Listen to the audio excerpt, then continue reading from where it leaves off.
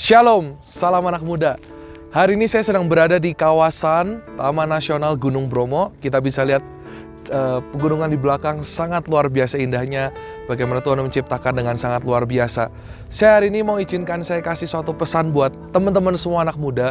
Karena saya percaya hari-hari ini Tuhan akan pakai kalian semua, akan pakai kita semua di masa akhir zaman ini, di putaran terakhir ini, untuk jadi orang-orang yang sangat ajaib dipakai dengan Tuhan. Dan hari ini izinkan saya share sekali lagi 4 hal.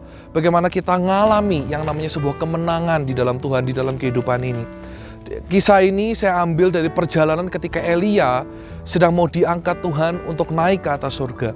Nah, ada 4 hal Tuhan bawa ke 4 tempat. Dan kemudian saya ingin share bagaimana Elia akhirnya kita dapat mengalami sebuah kemenangan. Yang pertama, Tuhan membawa Elia ke tempat yang namanya adalah Gilgal. Yang pertama, untuk kita mengalami sebuah kemenangan, kita harus mengalami yang namanya pertobatan.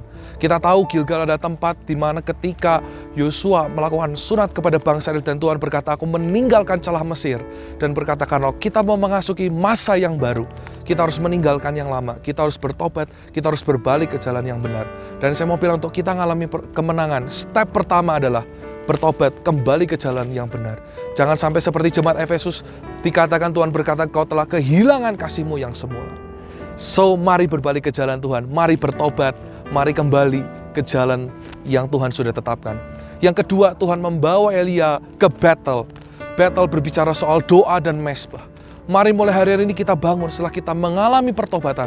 Mari kita bangun mesbah. Mari mulai bangun doa, pujian, dan penyembahan. Seperti firman Tuhan dikatakan, biarlah tetap altar, mesbah itu, api di atas itu.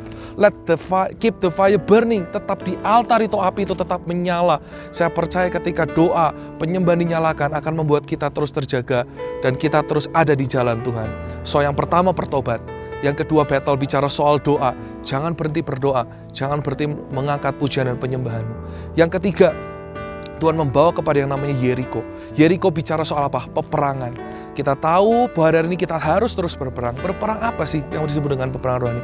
Saat kita memilih untuk marah, tapi kita memilih untuk kita memilih untuk bersukacita. Saat ada kejadian apa kita harusnya bersedih, tapi kita memilih bersukacita. Saat ada orang menyakiti kita harusnya sakit hati, tapi kita memilih untuk sekali lagi bersukacita. Sekali lagi, hidup adalah pilihan dan hidup selalu adalah peperangan rohani. Tahukah saudara, saat kita membuka celah, setan sedang mengintip kita di ujung pintu untuk masuk ke dalam celah kita. So, mari bangun hidup kita dengan pujian penyembahan. Mari bangun hidup kita dengan pujian dan penyembahan dan lakukan terus peperangan rohani. Dan yang keempat, Tuhan kemudian membawa Elia ke sungai Yordan yang artinya adalah kemenangan. Tidak ada kemenangan yang diraih tanpa sebuah peperangan. So, setiap hari kita harus terus berperang. Setiap hari kita harus terus bertobat. Setiap hari kita harus terus membangun mesbah. Setiap hari kita harus terus berperang. Dan saya sangat percaya kita semua akan mengalami kemenangan-kemenangan yang ajaib yang Tuhan sudah sediakan. Dan kita akan mengalami yang namanya supranatural. Kita akan mengalami keajaiban Tuhan. So, tetap semangat di putaran terakhir ini. Tetap semangat, tetap lanjutkan semuanya. Dan saya percaya di tempat Anda menonton tayangan ini akan terjadi revival, akan terjadi kegerakan yang sangat ajaib. Terima kasih semuanya, Tuhan Yesus memberkati. Salam anak muda.